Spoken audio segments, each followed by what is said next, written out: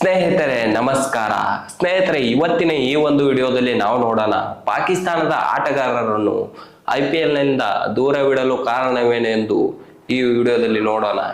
ಸ್ನೇಹಿತರೆ, ಮೊದಲನೇದಾಗಿ ಫುಟ್ಬಾಲಿನ ನಂತರ ಅತಿ ಹೆಚ್ಚು ಫ್ಯಾನ್ ಬೇಸ್ ಹೊಂದಿರುವಂತ ಕ್ರೀಡೆ ಎಂದರೆ ಅದು ಕ್ರಿಕೆಟ್ ಆಗಿದೆ. ಅದರಲ್ಲೂ IPL ಅಂತ ಶುರುವಾದರೆ ಸಾಕು, ದೇಶದ ವಿವಿಧೆಡೆ ಜನರು ಈ IPL ಅನ್ನು ವೀಕ್ಷಿಸುತ್ತಾರೆ. ಹಾಗಾಗಿ ಈ ಕ್ರಿಕೆಟಿಗೆ ತುಂಬಾನೇ ಫ್ಯಾನ್ ಬೇಸ್ ಇದೆ. ಆದರೆ BCCI ಈ ನಿರ್ಧಾರವನ್ನು ಏಕೆ ತೆಗೆದುಕೊಂಡಿತು ಮತ್ತು ಪಾಕಿಸ್ತಾನದವರನ್ನು ಏಕೆ ಬ್ಯಾನ್ ಮಾಡಿತು ಎಂಬುದನ್ನು ನೋಡೋಣ.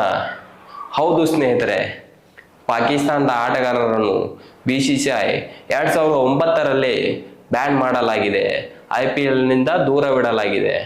ಏಕೆಂದರೆ ಪಾಕಿಸ್ತಾನದ ಆಟಗಾರರಲ್ಲೂ ಕೂಡ ತುಂಬಾನೇ ಸುಪ್ರಸಿದ್ಧ ಆಟಗಾರರು ಇದ್ದಾರೆ, ಇಡೀ ವಿಶ್ವ ಮೆಚ್ಚುವಂತ ಆಟಗಾರರಿದ್ದಾರೆ.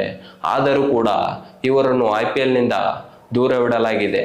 ಇವರನ್ನು ಪೂರ್ತಿಯಾಗಿ IPL ನಿಂದನೇ BCCI ದೂರವಿಡಲಾಗಿದೆ. ಏಕೆಂದು ನೋಡೋಣ. ಸ್ನೇಹಿತರೆ, 2008 18ನೇ ತಾರೀಕು ನಮ್ಮ IPL ಶುರುವಾದ ದಿನವಾಗಿದೆ.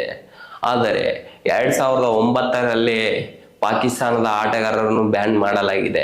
ಏಕೆಂದರೆ 2008 ನವೆಂಬರಲ್ಲಿ ನಡೆದಂತ ಒಂದು ಉಗ್ರವಾದ ಘಟನೆ ಇಡೀ ವಿಶ್ವವೇ ಚರ್ಚಿಸುವಂತ ಒಂದು ಸಂಭವ ನೀಡಿದೆ. ಏಕೆಂದರೆ ಸ್ನೇಹಿತರೆ, ಮುಂಬೈನಲ್ಲಿ ಇರುವಂತ ತಾಜ್ ಹೋಟೆಲ್ ಮೇಲೆ ಒಂದು ದಾಳಿ ನಡೆಯುತ್ತದೆ 2008ರಲ್ಲಿ. ಈ ದಾಳಿಗೆ 13 ಜನ ಪಾಕಿಸ್ತಾನದ ಉಗ್ರರು ಈ ದಾಳಿಯನ್ನು ಮಾಡಿರುತ್ತಾರೆ.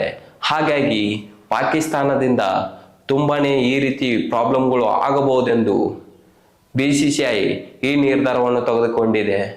ಈ ಒಂದು ಕಾರಣಕ್ಕೆ ಪಾಕಿಸ್ತಾನದ ಆಟಗಾರರನ್ನು IPL ನಿಂದ ದೂರವಿಡಲಾಗಿದೆ. ಈ ಒಂದು ಘಟನೆಯು ದೇಶದ ಹಲವೆಡೆ ರಾಜಕೀಯಕ್ಕೂ ಪರಿಣಾಮವನ್ನು ಬೀರುತ್ತದೆ ಸ್ನೇಹಿತರೆ. ಹಾಗಾಗಿ BCCI ಇವರನ್ನು 2009ರಲ್ಲಿ IPL ನಿಂದ ಬಹಿಷ್ಕಾರ ಹಾಕಲಾಗುತ್ತದೆ ಪಾಕಿಸ್ತಾನದ ಆಟಗಾರರನ್ನು.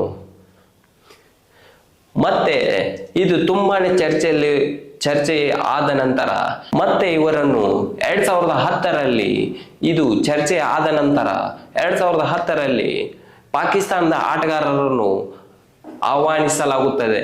ಆದರೆ ಇವರನ್ನು ಯಾವುದೇ ಮಾಲೀಕರು ಖರೀದಿ ಮಾಡಲು ಮುಂಬರುವುದಿಲ್ಲ ಸ್ನೇಹಿತರೆ. IPL ಫ್ರಾಂಚೈಸಿಯ ಮಾಲಕರು ಯಾರು ಕೂಡ ಇವರನ್ನು ಖರೀದಿ ಮಾಡುವುದಿಲ್ಲ. ಹಾಗಾಗಿ ಇವರನ್ನು IPL ನಿಂದ ದೂರವಿರಲು ಕಾರಣವಾಗಿದೆ ಸ್ನೇಹಿತರೆ. ವಿಡಿಯೋ ಇಷ್ಟವಾದರೆ ಲೈಕ್ ಮಾಡಿ ಮತ್ತು ಚಾನಲ್ ಅನ್ನು ಸಬ್ಸ್ಕ್ರೈಬ್ ಮಾಡ್ಕೊಳ್ಳಿ ಸ್ನೇಹಿತರೆ.